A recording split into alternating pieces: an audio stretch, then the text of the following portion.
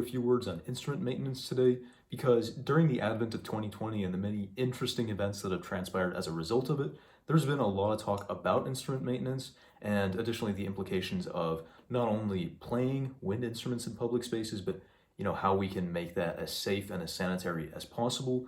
And one thing is for sure, regardless of the presence or lack thereof of a global pandemic, you got to keep your baby clean, and your baby's not going to be clean unless you actively take the time to clean it.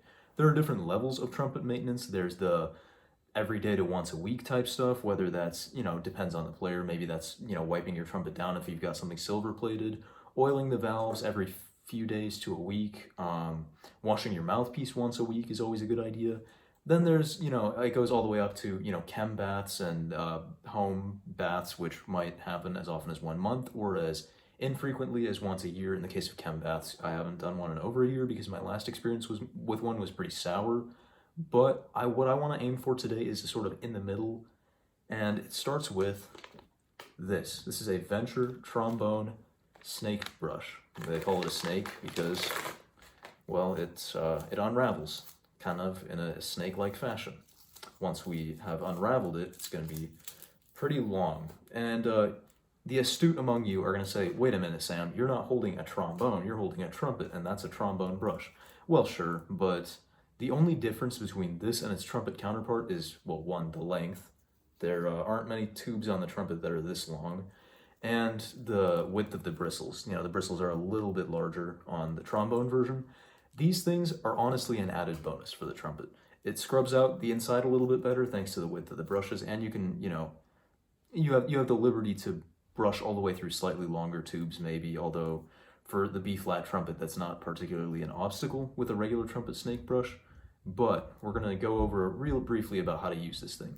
So here we have our trumpet resting safely on a surface. We have our snake brush, and we have a paper towel. The process is pretty simple. Start by removing your tuning slide. If that doesn't come off, see a repair tech. You got more problems to deal with. Put that down. Take this paper towel here, maybe fold it up, but essentially put it where it'll catch the snake brush when it comes out of the lead pipe, because you don't want to spray the gunk from your lead pipe onto the rest of your horn. That's just a little bit counterproductive. And then you thread it through. It pops out the end of your lead pipe and brings with it some wonderful goodies from the previous month's lunches. Some people say to run it back through.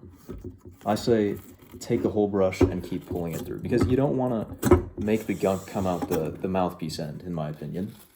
So the second time through, the brush should come out pretty clean, but you may still want to send it through a second time, depending on how dirty it is. What you can do then, if you have a cleaning solution on your hand, like this little green misty stuff that band directors use, you can actually spray that down the lead pipe.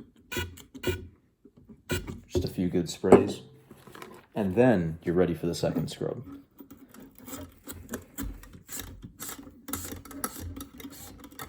What that should do is basically spread a little bit of disinfectant through your instrument, and if the brush comes out clean, okay, the second time you can pull it out from where it came, but the first time I definitely do not advise that unless you want your mouthpiece receiver to be gunked up, which is not desirable. So just because you've swabbed out your lead pipe does not mean you're done. In fact, this little pipe here, your tuning slide, can often have more gunk built up in it in just this length of tubing than the entire lead pipe. Even though that's not the first place your air goes when it goes into the horn, this is a really, really good hiding spot for germs to just nest themselves and build up and create all sorts of nastiness. And why that is because of these bends.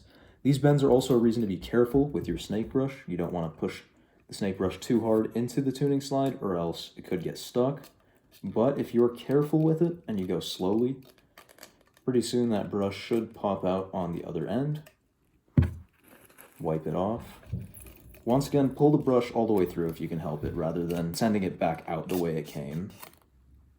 And repeat the process with your little disinfectant spray.